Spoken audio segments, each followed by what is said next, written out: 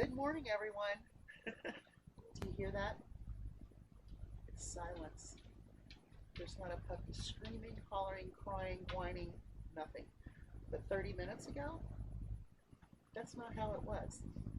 Because I am starting crate or carrier conditioning with Little Miss Morgana. Little Miss Morgana thinks it's all about her in this world here, and it's not. She's a very small portion of this household. She doesn't understand that. She thinks, oh, this is my life. No, there's other lives involved. I've got an older dog who doesn't want to be bothered. I've got one cat that's completely freaked out. And then I have a cat that's sick. Thor is very ill right now.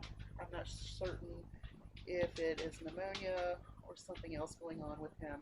He's always had health issues, but he hadn't eaten in 3 or 4 days. So yesterday I introduced him to salmon, and today I pulled him from where he was and made him drink salmon juice and broth and eat a little salmon. Right now he's sitting there drinking some water. So we're getting there with him. Okay, why am I here?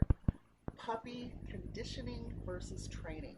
I'm going to tell you what, the first 6 months are the hardest, and it's mostly conditioning, and it's not training.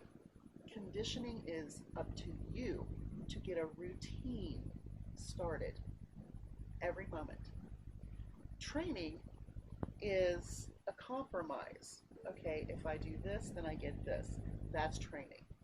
Okay, so right now, conditioning is very, very small, and using the universal language to get that accomplished. Puppies go potty. That's what they do.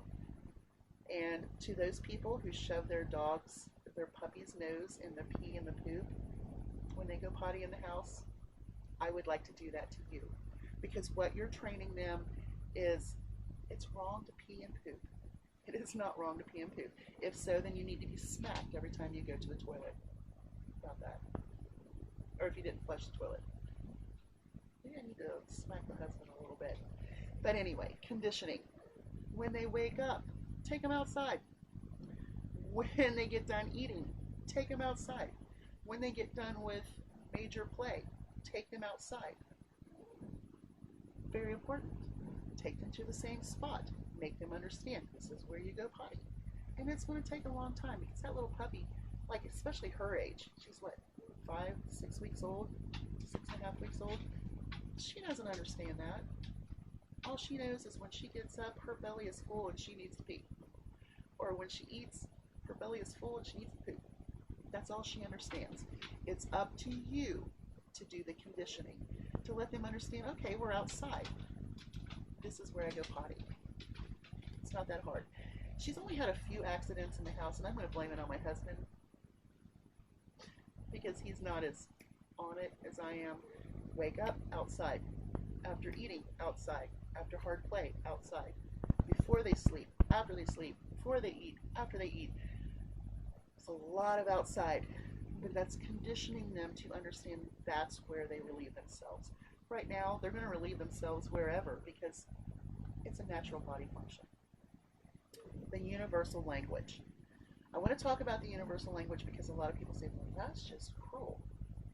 Excuse me, it's not cruel. When that puppy is biting you, and it's hard, and it's tough, and it hurts, them puppy teeth are not easy to deal with.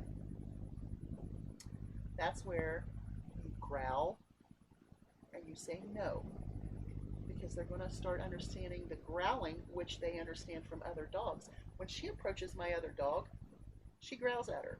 She understands that immediately. That's called the universal language.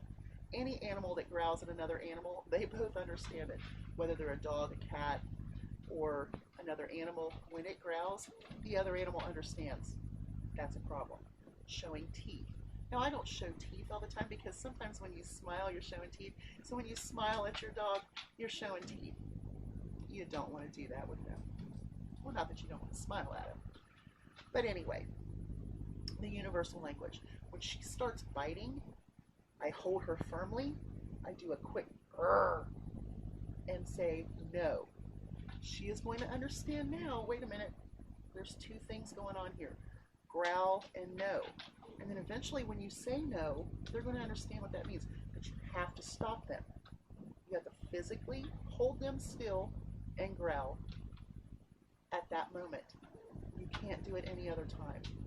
That's going to help them understand that socially that biting is not acceptable. Okay, the universal language, part of conditioning. Okay, I've got it all written down here so I can remember everything I wanted to say. You are raising a dog.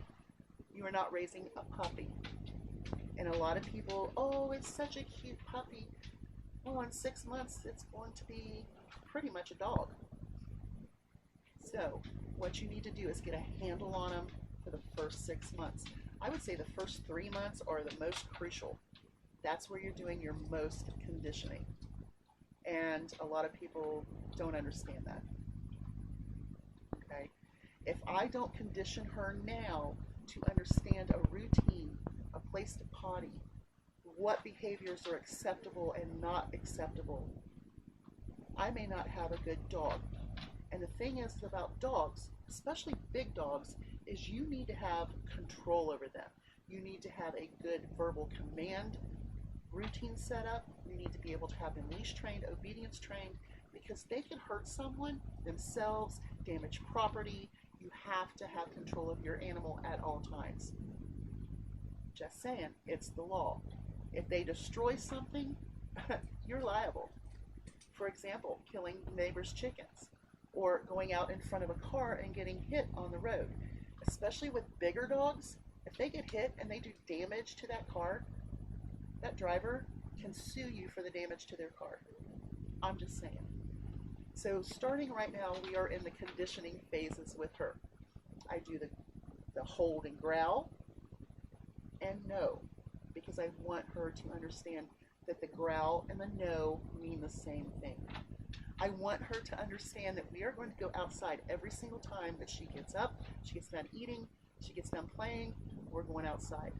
And something that I found with her is that when she would start really getting upset in the crate, I would go get her out of the crate, take her outside, take her on a very long, I would carry her very long away from the house, and I would make her walk all the way back to the house. I'm trying to wear her out. She's a very little puppy, tiny. But she's very self-assured, and that's why I picked her.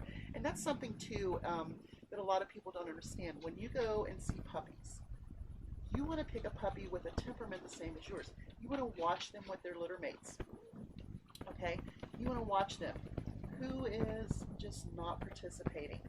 If that's the kind of dog that you want, hold one moment. I need to get my cat. Okay.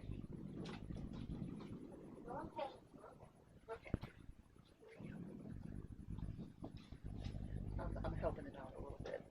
Get your basket. He really doesn't feel well. Okay, so where was I? When you're looking at litters of pups. Now, when I saw her, she was very self-assured. She was within a litter of 13.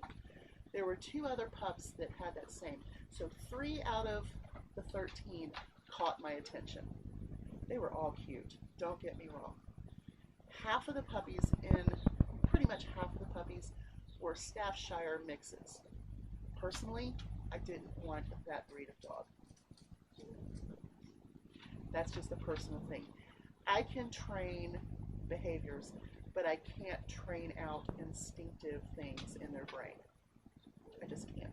For example, if I were to get a border collie, I would not be able to train out that need to follow the movement. So that's all I'm going to say. So 3 out of the 13 puppies caught my attention. 1 was taken and spoken for.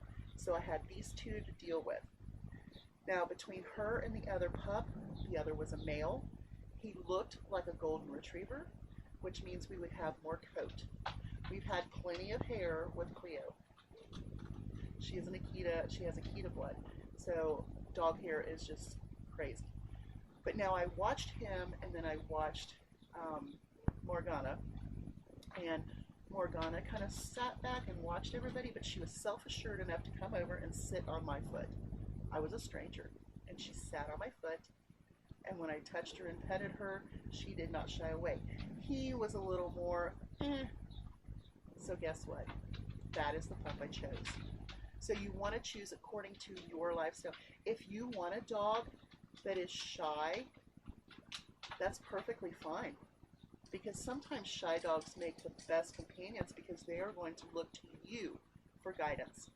In my opinion, for me, I want a dog that's self-assured, that will walk ahead of me, that will get on it, whatever I need them to do, and not be scared. Because I am looking for a dog who is going to guard my home and my livestock. Okay, I can train her to accept my livestock. She'll be fine with that, especially since I've got her so young.